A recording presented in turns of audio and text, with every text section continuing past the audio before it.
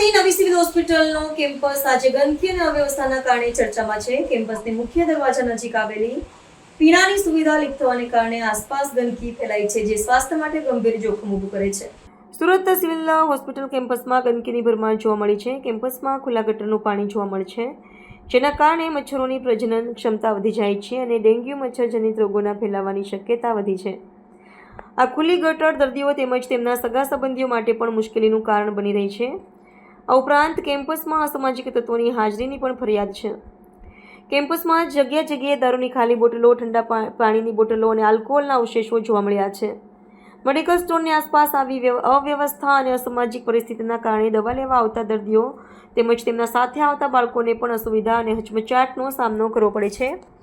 આ બધી પરિસ્થિતિઓ સિવિલ હોસ્પિટલના કેમ્પસમાં સ્વચ્છતા અને સુરક્ષા ઉપર ગંભીર પ્રશ્ન ઊભા કરે છે.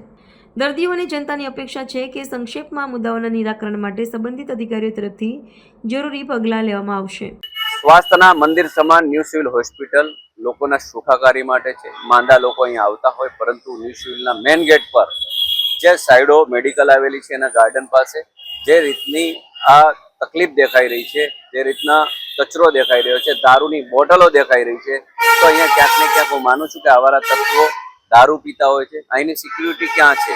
અહીંનું તંત્ર ક્યાં છે? અહીંના સુપ્રિન્ટેન્ડન્ટ ક્યાં છે?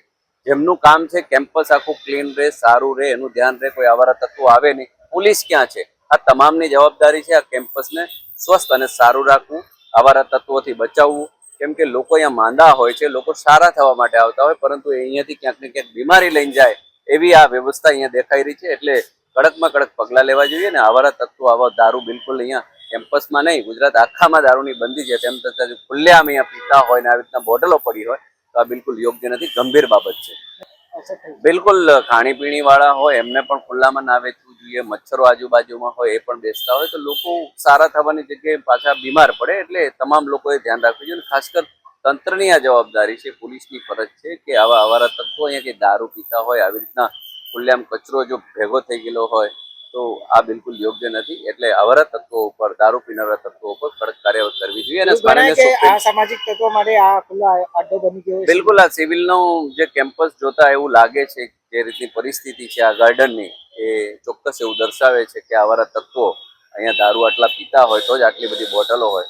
પણ ગુજરાતમાં દારૂ કાગળબંધી પર ખાલી માત્ર કાગળ પર હોય એવું લાગી રહ્યું છે, કેમ કે એમને કોઈ જાતનો ડર નથી, એટલે જ આટલી બોટલો અહીંયા દારૂની પડી.